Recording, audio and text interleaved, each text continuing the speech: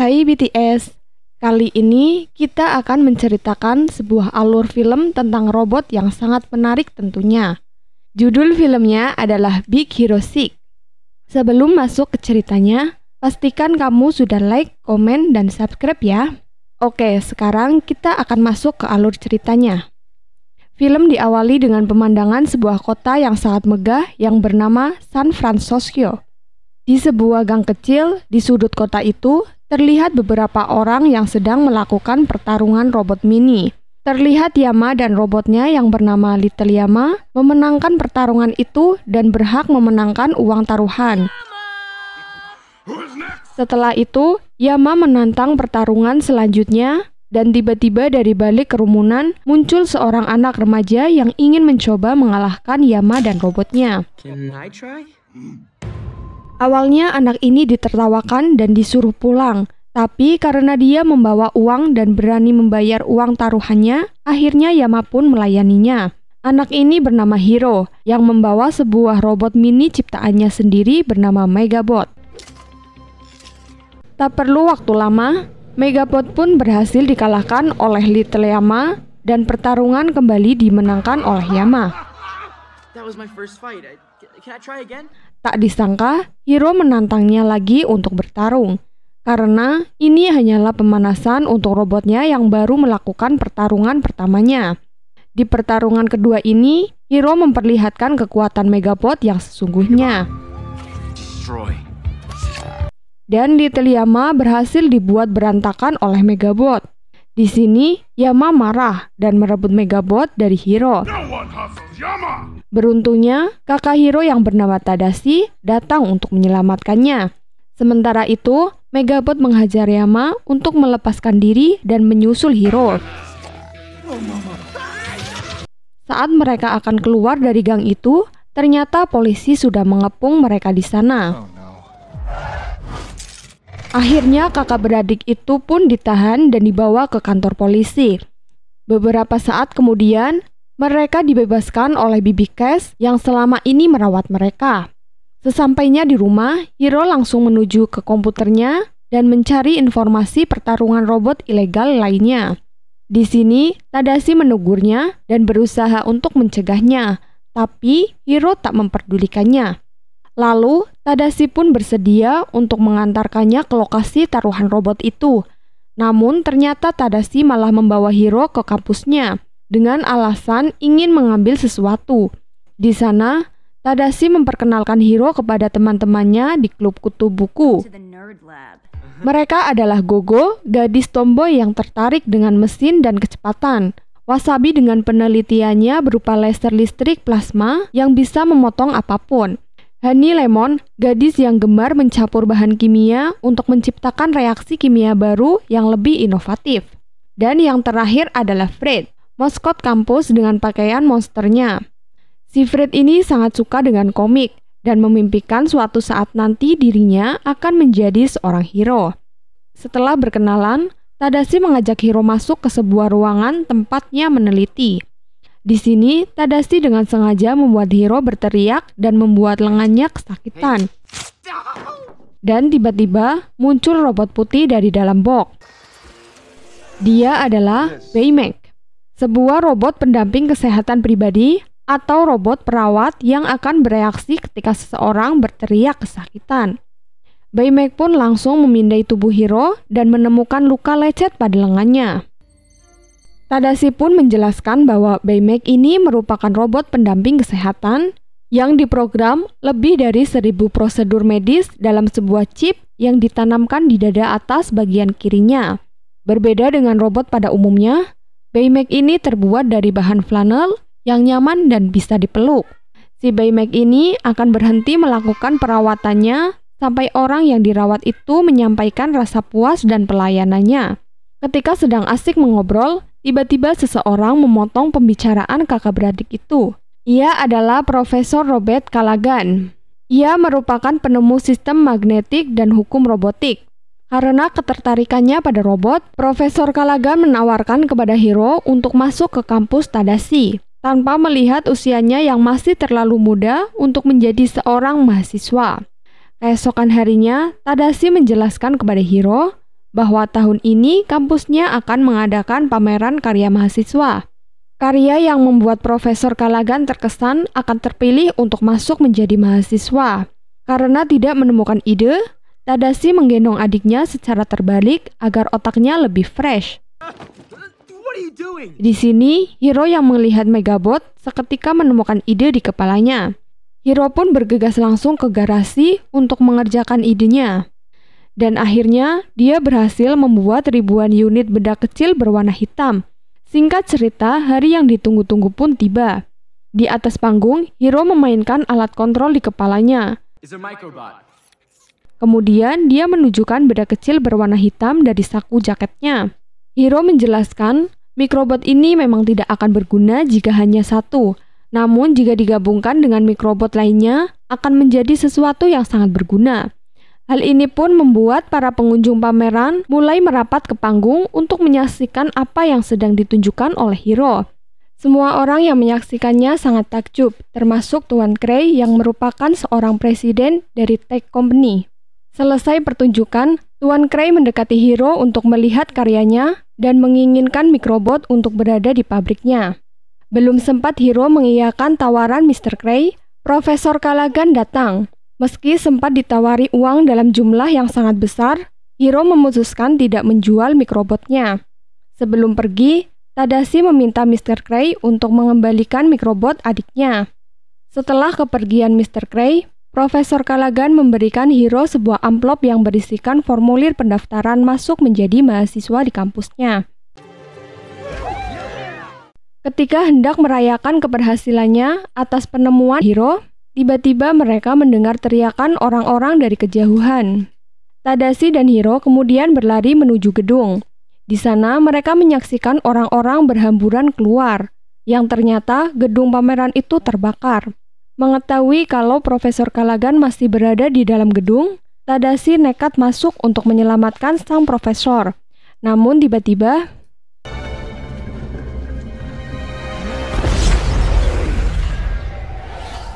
gedung itu meledak sesaat setelah Tadashi memasukinya, dan Tadashi pun tewas dalam peristiwa itu. Karena kejadian itu, Hiro menjadi pendiam dan mengasingkan dirinya dalam kamarnya. Di sini, Hiro tidak sengaja menjatuhkan megabotnya dan mengenai kakinya. Rupanya hal itu mengaktifkan Baymax, robot ciptaan kakaknya yang langsung akan memberikan perawatan kepada Hiro. Namun, Hiro menolaknya dan memaksa Baymax untuk menyusut lagi. Tapi upaya itu tidak berhasil dan malah justru membuat Hiro terjatuh ke bawah tempat tidur. Di bawah tempat tidur itu, Hiro menemukan sebuah mikrobotnya yang aktif. Dia merasa aneh karena mikrobotnya akan tertarik dengan mikrobot lainnya. Sementara mikrobot itu adalah satu-satunya yang tersisa. Karena penasaran, Baymax kemudian memindai mikrobot itu dan mengatakan kalau mikrobot itu ingin pergi ke suatu tempat. Hiro yang sedang asik dengan megabotnya menyuruh Baymax mencari tahu sendiri. Tanpa diduga, Baymax pun menuruti perintah Hiro dan langsung pergi mengikuti arah mikrobot. Hiro pun segera menyusulnya. Dan mikrobot itu membawa mereka berdua ke suatu gudang yang sudah lama ditinggalkan.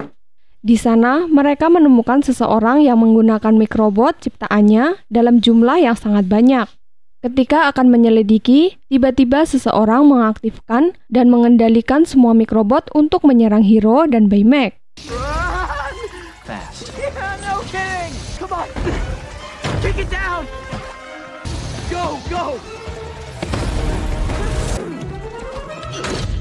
Akhirnya, mereka bisa meloloskan diri dan pergi ke kantor polisi untuk melaporkan kejadian yang menimpanya. Polisi tidak yakin atas laporan tentang dirinya yang diserang oleh sosok misterius bertopeng dan meminta Hiro untuk menuliskan nomor telepon orang tuanya agar bisa meneleponnya dan menjemput mereka. Di saat itulah, Hiro dan Baymax menghilang dari sana.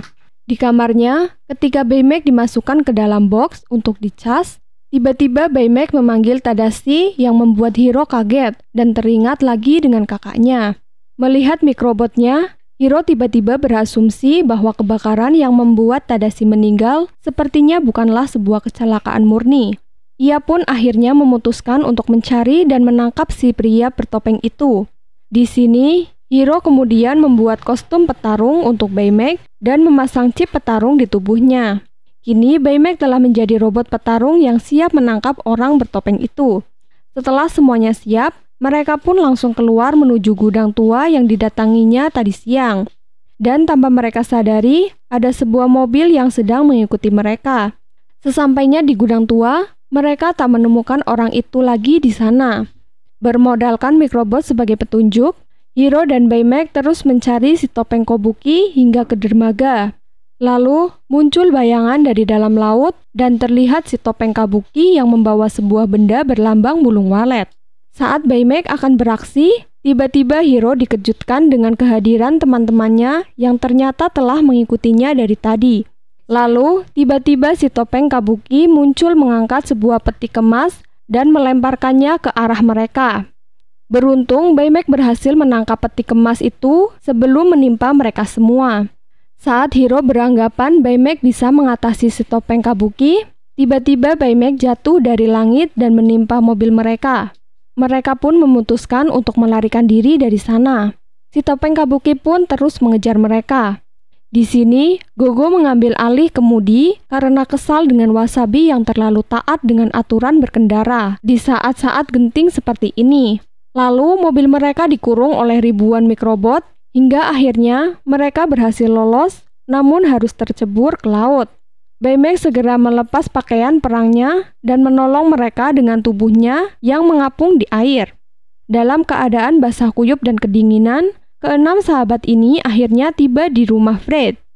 Kemudian Hiro memperlihatkan gambar burung walet yang dia lihat sebelumnya kepada teman-temannya dan bertanya, adakah yang mengetahui lambang itu? Di sini Fred mengungkapkan kecurigaannya kepada Cray, karena menurutnya selama ini dialah yang sangat menginginkan Microbotnya. Tak disangka, ternyata Baymax telah memindai beberapa data dari orang bertopeng itu, yang mana ini sangat membantu untuk menemukan siapa sebenarnya orang di balik topeng Kabuki itu. Untuk melangsungkan misi mereka, Hiro punya ide untuk membuat kostum dan persenjataan untuk teman-temannya. Di sini, Honey Lemon dibuatkan senjata berupa bola-bola yang berisi bahan kimia. Gogo dengan roda cakramnya, Wasabi dengan pisau plasma, dan Fred dengan kostum monster yang elastis dan juga bisa menyemburkan api. Di sini, Hiro juga memperkenalkan Baymax dengan kostum merahnya.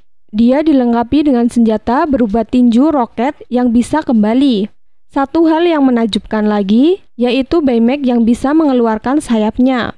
Lalu, Hiro naik ke belakang Baymax dan memerintahkannya untuk terbang dan mereka pun meluncur.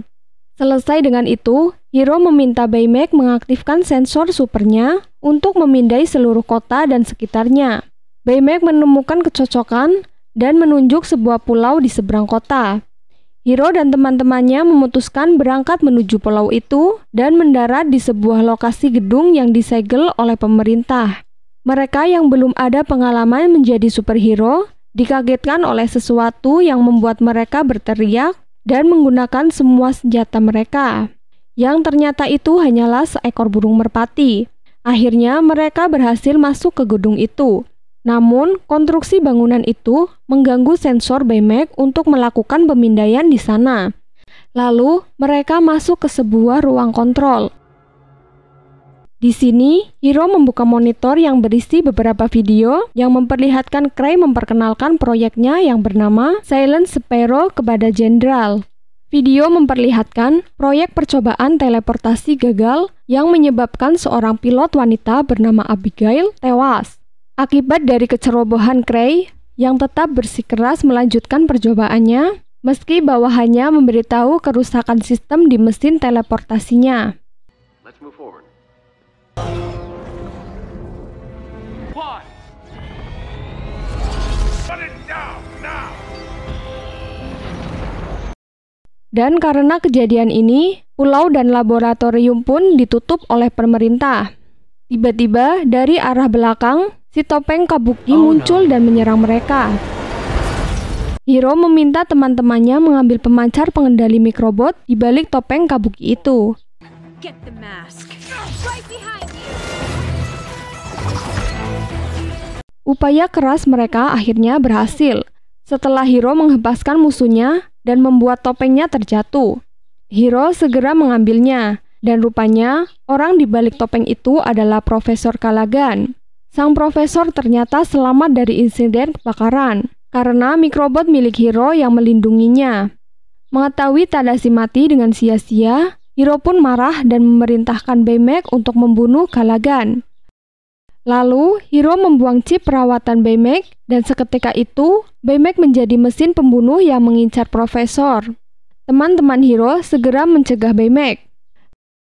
Saat itu, Baymax melemparkan Fred ke arah Hiro yang membuat topeng itu terlepas dari tangannya. Dan ini menjadi kesempatan Callaghan untuk kabur dengan membawa topeng itu lagi. Lemon berhasil memasukkan chip perawatan Baymax dan membuatnya kembali normal. Hiro marah dan kecewa kepada teman-temannya yang menghalangi Baymax membunuh Profesor Callaghan. Dia dan Baymax segera pulang untuk memperbaiki sensor pemindai Baymax yang telah rusak. Setelah memperbaiki pemindai, Hiro mencoba membuang lagi chip perawatan Baymax, namun diblok oleh Baymax.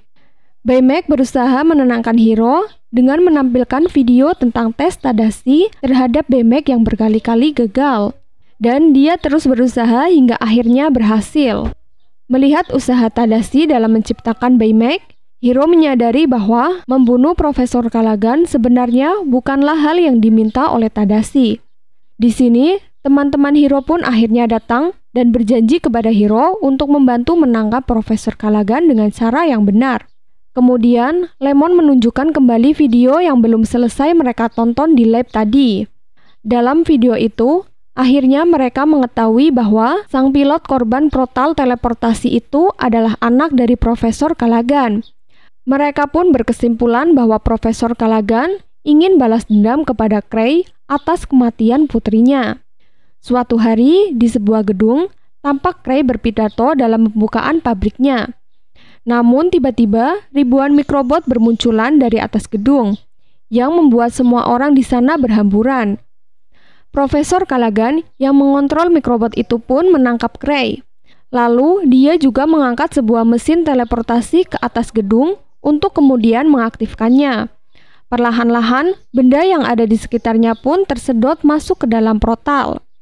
Tak berselang lama, Hiro dan teman-temannya datang dan berusaha mencegah Profesor Callaghan untuk bertindak lebih jauh. Karena dendam yang membara akibat kehilangan putrinya, Profesor pun tidak memperdulikan Hiro dan langsung menyerang mereka.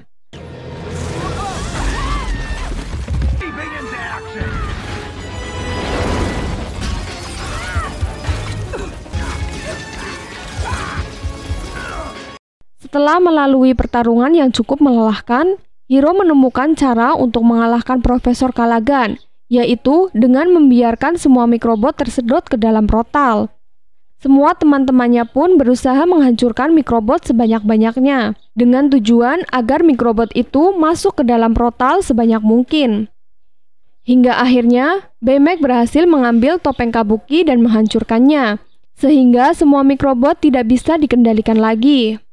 Mesin teleportasi pun jatuh dan menghantam tanah, namun masih tetap aktif dan terus menyedot benda-benda yang ada di sekitarnya.